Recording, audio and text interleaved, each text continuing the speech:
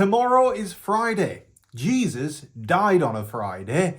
Let's hope that Bitcoin doesn't do that tomorrow, because Bitcoin is looking as weak as a baby's finger right now. It is about to snap. It could be about to go down significantly, or to be honest, it's Bitcoin, so it can go up as well. We need to be keeping an eye on these resistance levels and on the support levels right now to assess what is going to go on with the price of Bitcoin. Is Bitcoin going to die like Jesus? Let me know in the comment section below. But then again, you know what happened on the Monday? Apparently Jesus came back to life, so you never know. Bitcoin dying on a Friday and pumping on a Monday, you never know. I'm not religious, I just want to point that out. But you know, I did go to a Church of England primary school, so I'm very familiar. Either way, do drop a like on today's video. Make sure you are subscribed to the channel. You can't really be religious and do what I do for a living, which is, of course, perhaps something that religion doesn't necessarily agree with, which some consider it gambling, others consider it trading. Ultimately, I wouldn't call it gambling if you're making money, if there is an element of skill to it. It's like poker. Poker isn't gambling. I've encountered this several times recently, because in Dubai, poker is technically illegal because technically it's gambling. But I would argue that poker is a game of skill. And if poker is a game of skill, then it should be legal. Like trading is legal in Dubai. Business is legal in Dubai. But business is just gambling educatedly. Like, you're doing it because you understand what's going to come next. Just like in poker. Poker is educated gambling. It's skill guessing. So is poker gambling? Let me know in the comment section below. That was a strange way to start out a video, wasn't it? Do drop a like on it. Make sure you are subscribed to the channel. Let's crack on. Bitcoin's about to crack down below these $29,200 levels right now. But what is going on? What is the support? What is a resistance? And how is it cracking? Well, to be honest, it's cracking terribly. We've got a couple clear levels of support. Should we put it that way? First clear level of support, $29,000. That level at 29,000, it needs to hold. Second clear level of support. Look, if we've lost that 28,500, or we look like we're coming back down to 28,500, it's game over at that point, because essentially what we would be doing, you can already see the lower level, or this level of resistance going down here.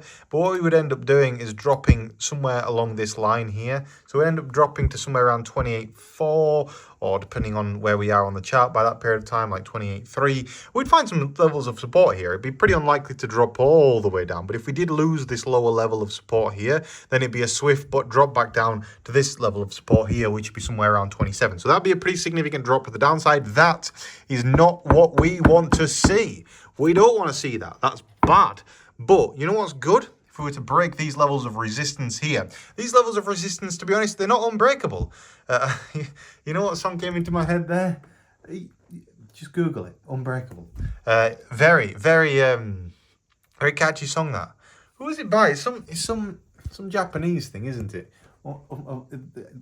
I'm getting distracted. You can tell this video has been filmed at 11 o'clock at night. It's not very direct, is it? Either way, look at this. We've got a clear level of resistance here. $29,400. We need to break $29,400 on the price of Bitcoin to resume the uptrend and at least have another crack at these highs. Now, that is certainly not out of the question tomorrow. It's just a bit of a shame we got so heavily rejected. Now, as I pointed out in a recent video, Tether did this.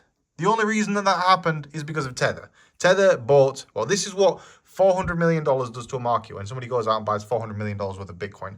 Tether had made another significant profit. They spent 15% of those profits on Bitcoin. That was equating to $400 million. They bought all that $400 million in the span of 24 hours. That pumped the price of Bitcoin. Everyone takes profits into that. And then the price goes back to where it was, because it was quite an artificial pump. But that's not to say that that's a bad thing. That's $400 million of selling pressure off the market. That means that the price is not going to go down quite as much. Those people that wanted to sell have now sold. So that's good. It's good to see this. And ultimately, when the price was higher, there was more sellers up there. So that's, again, it's completely fine to see what we're seeing right now. It's not that Bitcoin is looking unhealthy. It's just that it looks about as strong as a baby's arm. And they're not particularly strong. Neither is a baby's skulls. Babies are quite soft in general. Either way, that's getting weird. Let's go back to business here and have a look at the price of Ethereum. Again, Ethereum looking weak, like a baby's leg. It's not looking very good. Maybe baby's legs do look good, but Ethereum doesn't. $1,835 right now. We can see that Bitcoin is forming like this inverse head and shoulders pattern. You know, this is what's worrying me, because you can drop down as low as these levels and still technically be maintaining support. And that level down there is $1,747. That's like $100 lower pretty much in the price of Ethereum. But you just know if Ethereum's going to do that, it's going to do that in the span of an hour. It'll just go and that's it. Game over. So hopefully that doesn't happen, but just be realistic to the possibility it can. And it's the point where it breaks below this level here, $1,816, that'll happen. So I'd be shorting below those levels. At the same time on Ethereum, look, we've also got a clear level of support. If we go down to a lower time frame, something like the 30 minutes, we've got a clear level of support. We need to be holding, yes, as I've already pointed out, like 1,820, 1,816 is somewhere around there. We've also got a clear level of resistance, and that clear level of resistance is this right here. As long as we can break through this level, it's always game is back on, to be honest. So that would be a break of around $1,860. Currently $1,835. We are basically in no man's land at this point. And it is important to point out that we're really just not really showing any clear direction. And so you've got to be open to all possible scenarios. So from my perspective, I'd like to see us break these levels here at $1,860. It depends on how fast we get there. It could be that we just trade sideways going on into the weekend and we meet it somewhere around here. I mean, this is Friday, to be honest. So that's Thursday, that's Friday. So Friday, Saturday, we could meet it around there and then break to the upside at around 1,844. I still maintain my bullish bias overall. I think that the market is looking decent. I just think it's being sluggish, because it is sluggish. Important things to point out would be Ethereum versus Bitcoin. You can see up here, Ethereum versus Bitcoin on the 4-hour, looking worse for wear. But I'm still fairly optimistic about this. Down 0.5% today against the value of Bitcoin. But overall, not doing bad. It's just that Bitcoin dominance has been back on a charge. This is the Bitcoin wick-off formation. You can see that we're kind of still following the wick-off chart here. We're lagging my drawing of it a little bit. But if I just line that up, then you can kind of make it out. We're somewhere around these levels here. If you think about what we've experienced, if I line that up like that, you go up, down, and then we do another up at some point in time according to the wick off. But what I wanted to show you ideally here, if we just move that back to where it was before, I've ruined it now. There you go. Move that back to where it was before. I wanted to show you Bitcoin dominance. Bitcoin dominance right now, as I pointed out the other day, is if we look at the hourly chart, it's due a pump to the upside. And we discussed this in yesterday's video. I said that we were due to, this is not a bear flag, this is actually bullish, and we were going to break to the upside. Well, we've been breaking to the upside ever since we discussed this. And to be honest, that's not a bad thing. It just shows that Bitcoin's doing pretty good, pretty strong, pretty nice.